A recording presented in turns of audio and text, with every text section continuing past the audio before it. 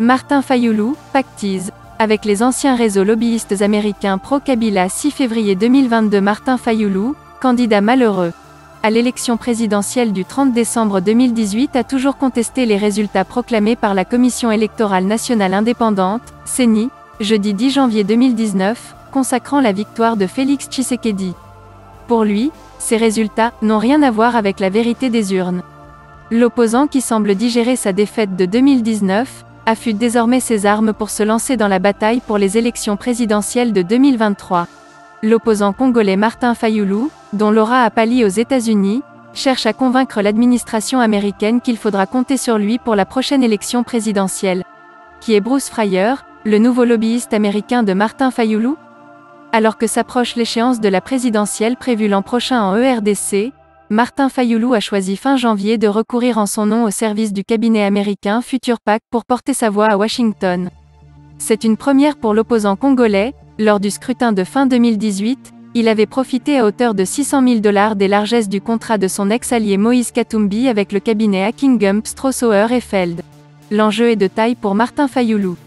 Après avoir grincé des dents sur le déroulé de la précédente élection présidentielle en ERDC, l'administration de Donald Trump, puis celle de Joe Biden, ont choisi de soutenir le vainqueur contesté du scrutin, Félix Tshisekedi.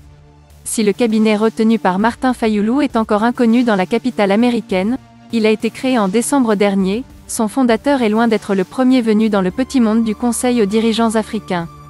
Il s'agit de Bruce Fryer, ex-directeur du cabinet de lobbying Sanitas International, et surtout président et cofondateur de l'association à but non lucratif Vanguard Africa. Sur son site internet, celle-ci se présente comme une association destinée à appuyer les leaders africains visionnaires pour soutenir la démocratie et les élections libres et équitables. Bruce Fryer, un ancien lobbyiste de Joseph Kabila en 2018, à la veille de la présidentielle congolaise, Bruce Fryer avait ainsi travaillé pour le compte de l'ex-chef d'État congolais Joseph Kabila.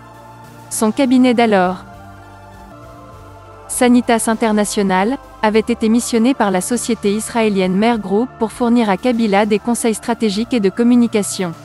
Selon le New York Times, Mer Group avait signé ce contrat de $200 000 avec une société de relations publiques appelée Sanitas International, cofondée par Christopher Harvin, un conseiller principal de la campagne Trump qui avait travaillé dans l'administration du président George W. Bush. L'entreprise avait cherché à démontrer aux médias que Kabila avait en fait l'intention de se retirer et d'organiser des élections libres et équitables. Christopher Harvin, en collaboration avec Bruce Fryer et Stephen Ellis, sont des figures familières du lobbying américain en Afrique qui ont travaillé pour améliorer l'image de Joseph Kabila aux États-Unis. Christopher Harvin a notamment créé avec Bruce Fryer, mais aussi Joe Trippi et Jeffrey Smith, le cabinet Vanguard Africa, pourtant connu pour accompagner des responsables africains adeptes de la bonne gouvernance.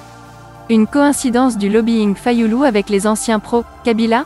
Un rapprochement qui pourrait paraître suspect aux yeux d'une certaine opinion nationale congolaise, car Martin Fayoulou mène depuis le mois de novembre 2021 des actions communes contre le pouvoir en place, ensemble avec la famille politique de l'ancien président Joseph Kabila au nom du Bloc des Patriotes.